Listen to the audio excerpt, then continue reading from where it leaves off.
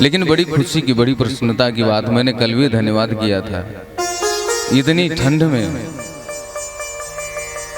आप लोग भक्ति भाव के साथ कथा सुन रहे हैं, बहुत बड़ी बात है। ये श्रद्धा है, ये भाव है, और ऐसी कथाओं में जानी चाहिए। मैं जो कथा करता हूं वो व्यवसाय नहीं है।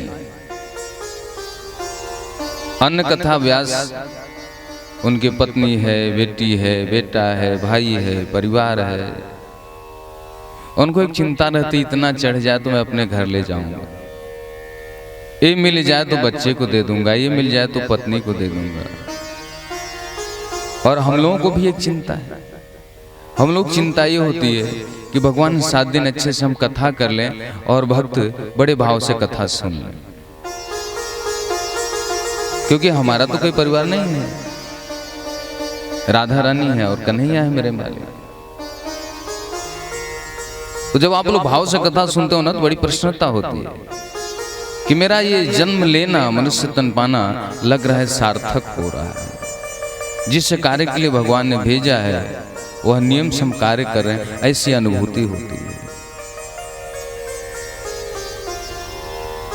इस प्रांगण में इतने लोग बैठते हैं, कोई जरूरी नहीं कि सबके अंदर वही भाव आ जाए, लेकिन यदि कोई एक भी भक्त बन जाता है, उसका भगवान से लगाव हो जाता है,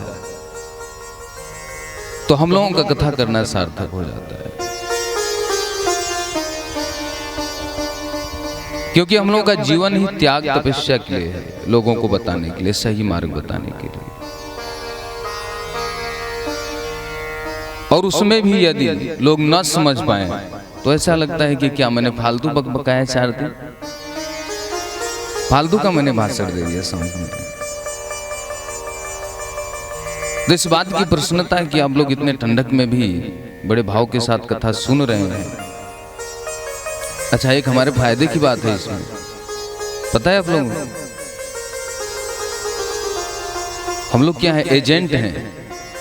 पॉलिसी होती है ना, तो यदि आप लोग भक्ति करोगे, मंत्र का जाप करोगे, तो भगवान की तरफ से हम लोगों को बेनिफिट मिलेगा। ओ क्या बोनस बोलते हैं, बोनस उधर से हम लोगों को अलग से मिलेगा कि भैया इतने लोगों को जोड़ दिया, चल इतना तेरा और इनाम हो गया। वही तो चाहिए। इस संसार की बोनस क्या होगी? ये जीवन ही है कि भगवान की कथा सुनो, कीर्तन सुनो। अपने पुत्रों को उपदेश करते हैं, बेटा संतों ऋषियों का अपमान नहीं होना चाहिए।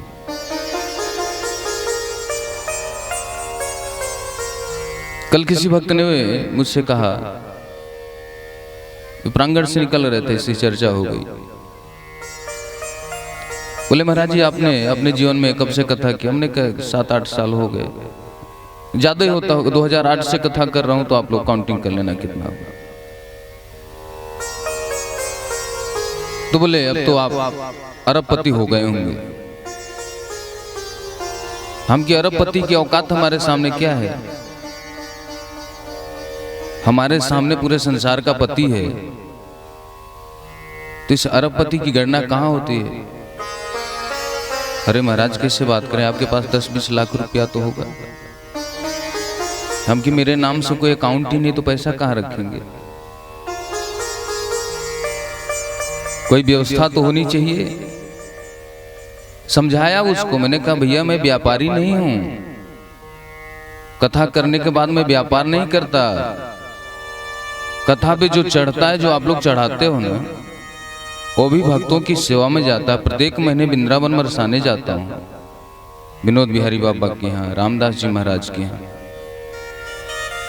चावल, आटा, पैसा, कपड़ा, थाली, अरे हम क्या करेंगे? हमारा परिवार थोड़ी किस थाली में रोटी खाएगा।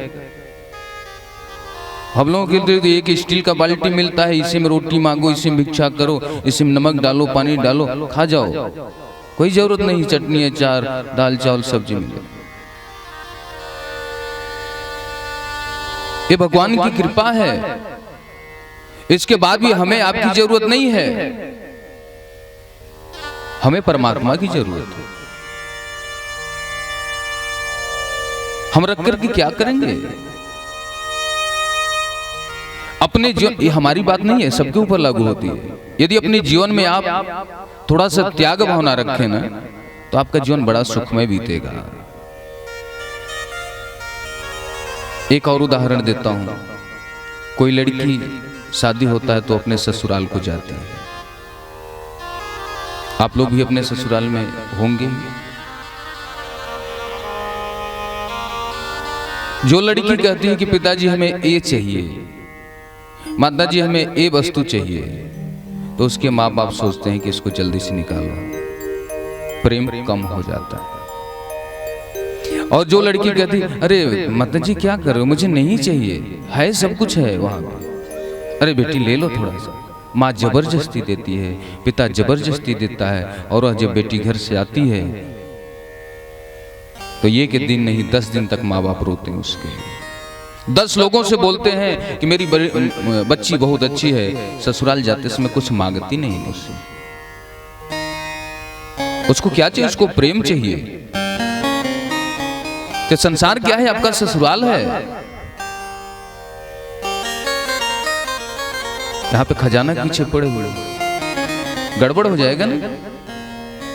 सच्चा त्याग कबीर का, जो मन से दिया होता, जिनका मन मैला हुआ ओ डूब गया मझधार। यहां से त्याग होना चाहिए, मन से। यदि मन से त्याग नहीं हुआ तो कुछ नहीं हुआ। उस महापुरुष ने अपना परिचय बताया।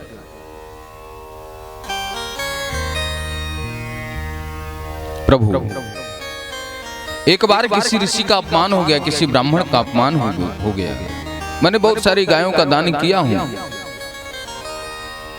एक बार किसी ब्राह्मण को मैंने गाय दान किया, उस ब्राह्मण ने गाय को ले गए, वह गाय उनके गौशाले से छूट करके फिर से मेरे गौशाले में आ गई। उसी गाय को मैंने किसी दूसरे ब्राह्मण को दान कर दिया। दूसरे वाले पंडित जी लेकर के जा रहे थे, पहले वाले पंडित जी मिल गए, आपस में झगड़ा हो गया। वो बोले मेरी गाय, वो बोले मेरी गाय। मेरे सामने दोनों लोग आए, मैंने डांट करके कहा अरे गाय के लिए क्यों झगड़ा करते हो भैया, मेरे पास बहुत सारी गाय, मैं फिर से दान कर दूंगा। ब्राह्मणों को क्रोध आ गया। राजा होकर के सही न्याय नहीं करता, रंग बदलता है, गाय दान करने का अहंकार करता है। अरे तुमने क्या गाय को पैदा किए है क्या? तू कहता दानी हूं, जा गिरगिट हो जा, क्रिकलास हो जा।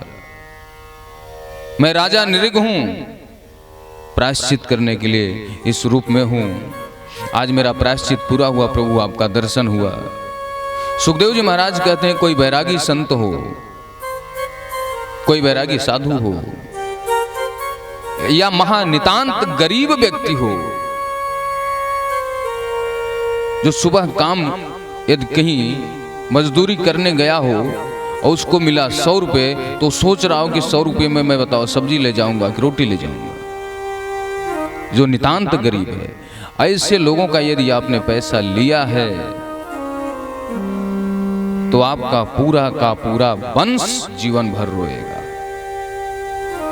जहर पीने से केवल एक व्यक्ति की मृत्यु होती है जो जहर पीता है। लेकिन यदि किसी गरीब को आपने सताया या किसी संत बैरागी को आपने कष्ट दिया, उसका कोई धन ले लिया, आपने उससे छीन लिया, तो आप भी रोएंगे, आपके बच्चे भी रोएंगे, उनके बच्चे भी रोएंगे, पीढ़ी दर पीढ़ी आप दुख को उठाओगे।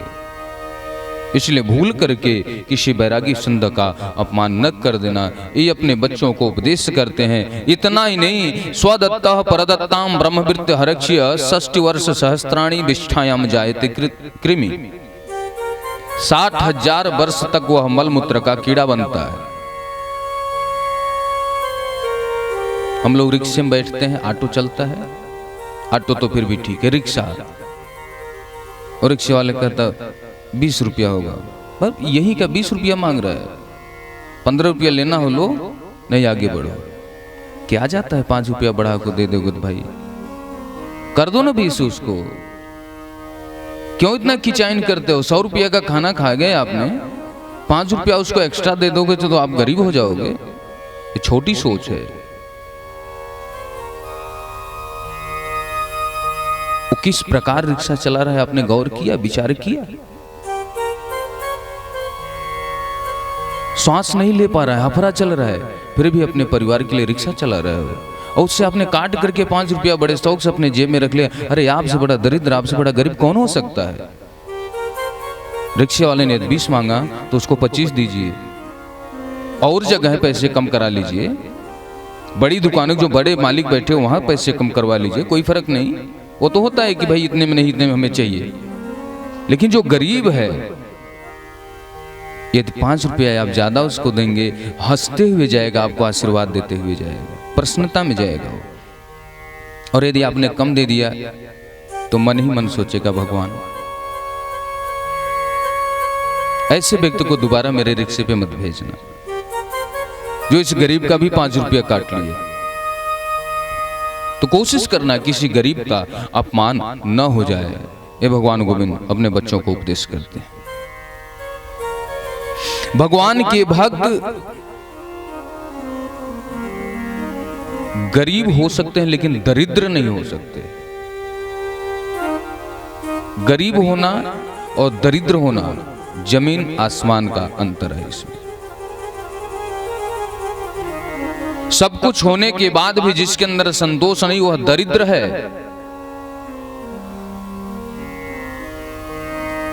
और कुछ भी न होने के बाद भी जो कह रहा है कि प्रभु हमारे पास सब कुछ है, वह गरीब बोला जा सकता है, लेकिन दरिद्र नहीं बोला जा सकता। हम क्या हैं? सब कुछ भगवान ने दिया, इतनी सुंदर काया दिया, बाणी दिया, आंख दिया, कान दिया, नाक दिया, पूरा हाथ पैर पूरा समूचा है, इतना शरीर सुंदर दे करके भेजा, फिर घर दे दिया, परिवार दे दिया, कपड़ा दे दिया, मकान दे दिया, दुकान दे दिया, फिर भी कहते हैं हमें भगवान ने नहीं दिया। अब हमसे बड़ा दरिद्र कौन होगा?